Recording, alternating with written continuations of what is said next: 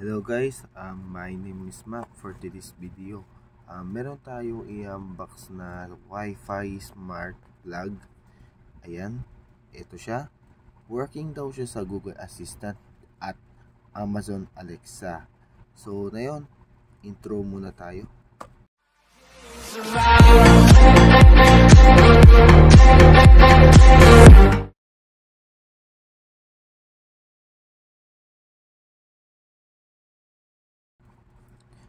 So, ito, ang meron siyang features niya ba, tatawag remote control, voice control, Wi-Fi connection, time schedules, then made in China, then ayan yung specification niya. Meron siyang wireless type na Wi-Fi 2.4 GHz na supported siya ng Wi-Fi 4 na BGN. Ayan. Then voltage niya ay kaya niyang AC 100 to 240 volts and 550/60 Hz. Then rated current in 10 amperes max. Then working temperature ay minus 20 degrees hanggang 50 degrees. Then working humidity 80%. Then shell material PC plus ABS. So, ayan. China. Ayan. So, ngayon, open muna natin. Ayan ang tsura niya. Pagkuha nito, umaya na to. Sa pinakailalim ay manual.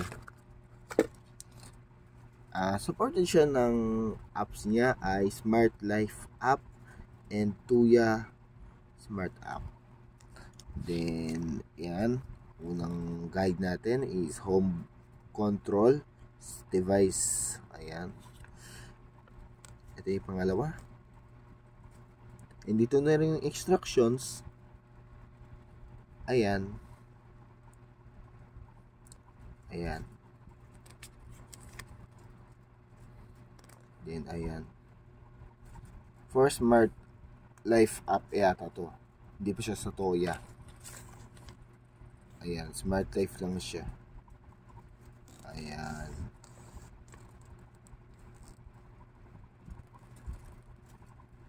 Ayan, may siyang QR code for tutorial. So, ayan. So, itabi muna natin. Then, ito smart plug na ito. Ito yung mabawat gilid niya. Ayan. Meron siyang dito sa button na to ay power switch manually. Pwede i-turn on dito. Pwede sa cellphone. Halimbawa, nag-reset kayo ng router o kaya nag-change name at password kayo sa Wi-Fi. Dito rin yung reset niya. Then, ayan. Model niya ay LSPA 6. Ayan. Input, output, ayan, nakalagay 10 amps max. Wireless type, Wi-Fi 2.4 GHz. Ayan, made in China. So, na yan, saksak muna natin. Ayan. Ayan, saksak muna natin dito. Malaki kasi siya. So, tanggalin muna natin charger. Then, saksak. After ng saksak, ayan, patayin natin yung ano, nagkulay pula. Ayan, ibig sabihin ng pula, ganyan yung pag-on, pag hindi nakakonect sa cellphone. Check natin sa charger ko ng Ugreen, umaandar. Ayan, so naka-on pala yan. Pag pinindot mo to, nakapatay. Pag in-on, tutog yung relay niya, kulay pula. Ibig sabihin na naka-on. So, na yun, kung paano siya i-connect sa cellphone. Unang gawin natin, didiin na natin. Ito na yung gagawin natin pa. Ayan mo, na-reset kayo ng router or nagpalit kayo ng pangalan ng Wi-Fi at password. So, ito nang gagawin nyo. Ganito rin yung gagawin nyo eh. So, lawan natin. Didiin na natin. Didiin natin yung power. Ayan. Hanggang Ayan. Yan, nag-blue. So, yan, red. Sabihin, nag-ano na yan. Nag-reset na yan o nag-pairing ba siya ganon. Ayan, nakita mo nag-red, blue na siya. So, ibig sabihin yan, nag-aano na siya. Pairing na siya, parang ganon. So, na yun, balik tayo sa phone or tablet or iPad ba yan o ano. Yan, basta Android o iOS. So, datanong natin yung familiar app niya ay yung Toya Smart. So, na yun, punta tayo sa Google Play Store. Then, type natin yung Toya Smart. Toya Smart Camera App. Yan. Yan yung sa yung pangalawa pala. Yan, pangalawa. Pwede rin tong Smart Life. Iisa rin naman yan. Pero dito na ako sa Toya Smart. Medyo sanay lang ako dito. Ayan, nag-download na siya.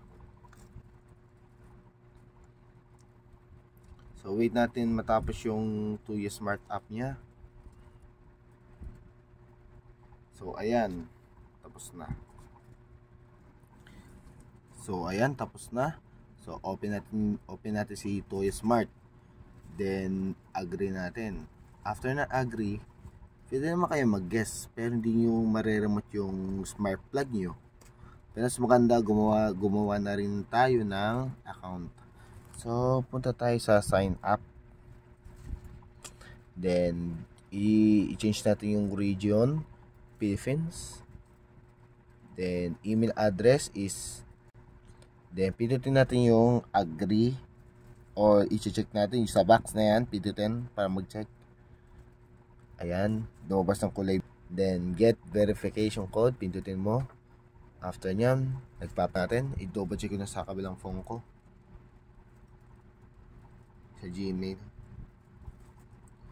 So, may nagte-text sa iyo ng ganito. Yan. Lagyan natin dito ng number is 135425. Depende sa text ng email nyo yan. Then, sa password naman is lalagay ko yung favorite password ko. Yung hotdog. Andres ko 12345. Yan naman gustong password eh. Yan o. Yan ang mga gusto. Example lang naman yan. Bahala na kayo. Yan ang example ko. Then, done. Then, ayan yung mga agreement nila. Ganon. Recommendation. Basta ganyan. Recommendation. Then, go to app tayo. So, ayan. Ayan, lumabas na yung notification. I-allow lang natin yan. Then, tuturo tayo. Got it lang natin. Then, pindutin natin yung plus na to sa gilid. Ito, plus na yan. Then, add device. Then, continue. While using the app. Then, allow. Then, antayin natin sa mag-up yung, ano niya, yung smart plug. To be make sure is naka-on yung Bluetooth. Ayan. Ayan, naka-on na Bluetooth. Tayo natin kung ma-detect siya. So, pag wala tayong masagap, nag-ano na naman yan. Namatay. Ay, nagtapos na yung pairing yung ganun. So, didiinan ulit natin. Ayan, may tumunog. Ayan, blue. Mag-red blue yan. Ayan, nag-pairing na. So, ayan, lumabas na sa ano, ayun o, Wi-Fi plug. Pindutin natin. So, to be make sure nakakonect tong sa tablet nyo o phone sa 2.4 GHz na Wi-Fi. So, aking i-connect ko yan sa 2.4 GHz. Ayan. Then, ilalagay ko muna yung password. So, ayan, naligay ko na. Then, next. Then, atayin natin matapos yung mag-loading.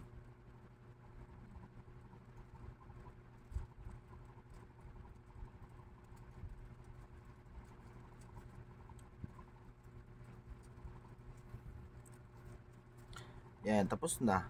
nag-check na, ibig sabihin nakakonect na siya. Then done. Ayan.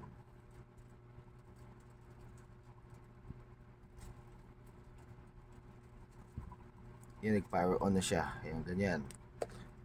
Isipin, pwede natin siya tawag yun, ilipat sa ibang connection. Ayan, lipat natin sa ayan, speed test muna tayo, baka sabihin nyo ayan, yan, PLDT home fiber. So connect tayo sa Converge para sure na sure. Yun lang, may password. So wait, kukunik lang muna ako. Ayan, nakakonect na ako. Converge yan speed test. Yan, kita nyo, Converge. Hindi ko na babaguhin yan. Ayan. Then, re-open natin yung apps. Tuya Smart. Ayan. Then, pindutin natin yung Wi-Fi plug. So, ayan. Itong ilaw ko na yan, dilipat ko yan dito. So, tanggalin natin. Namatay. Then, pagsaksak natin, ayan, nag-ilaw na siya. Ayan, nag-ilaw. Medyo dumilim. So, pwede natin controlling yan kahit malayo ka. Kahit naka-mobile data ka, ayan. O, pwede natin yung power off. May tutunog ko, namatay. O, on. O, may narinig ka parang tick, parang pitik. Ganon. Relay niya. O, off, on. Off, on. Yun. Then, may siyang timer. Pindutin natin timer. Meron siyang countdown. Ayan. Wala. Meron siyang countdown. Meron din siyang schedule. Meron din siyang circulate. Meron din siyang random. Meron din siyang inching. Ayan o. Ganon. Ayan, schedule. Meron din siyang schedule kung anong oras mo siya i-turn on o kaya sa araw na yan. Yung araw i-on nyo, pwede Wednesday lang mag-on yung ilaw nyo. Ano ba siyang, klaseng aparato isasasak nyo dyan. Ganon. Bada sa ilaw Ayan. Schedule. Gamit na gamit yan. Ayan. Pwede sa countdown. Ayan. Gawin natin 1 minute. Then try natin. Then patayin natin. Then 1 minute natin. Then ayan, ganon. Ano lang siya? Countdown. Ayan o.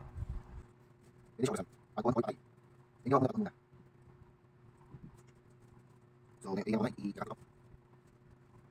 Kasi yung ko para kung ilaw.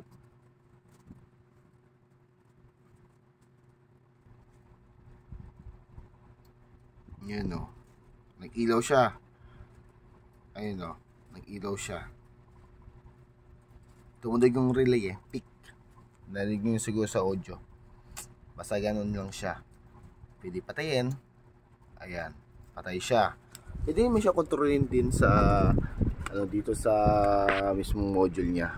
Ito, pindutin mo lang to power, go on yan. Ayan, manual yan, ibig sabihin. Pag patay, pindutin mo lang, mamamatay. O, dito mamamatay. Pag inong kulit, ayan, on din siya. Ganun siya. So, tignan natin yung ibang settings niya. Ayan. Settings, switch lag, yan ang meron siya. Kita yung switch lag, ay kung kailan mo siya inon, kita siya. Relay status, ayan, remember last status, on, off. Ayan, child lock. Ayan, power on the device, press button 4 times, then can control locally. Hindi mo na daw siya makontrol sa dito sa mismong dito na yan sa bahay mo, kung saan mo nilagay yung smart plug na yan, hindi mo na siya makakontrol. Pag 4 na pesos na pindot-pindot ton, makokontrol mo na sa throw phone mo na. So yun, Ganun lang siya. At malayo ka sa ibabansa ka pa. Ayan, Tuya Smart, patayin natin. O namatay. On natin. O yan. So ito lang. Ayan. So huwag kalimutan mag-subscribe and click bell notification bell. Pag may new video ko, mana-notify ko kayo. So ito lang yung unboxing with setup na rin na so ito lang. Bye bye.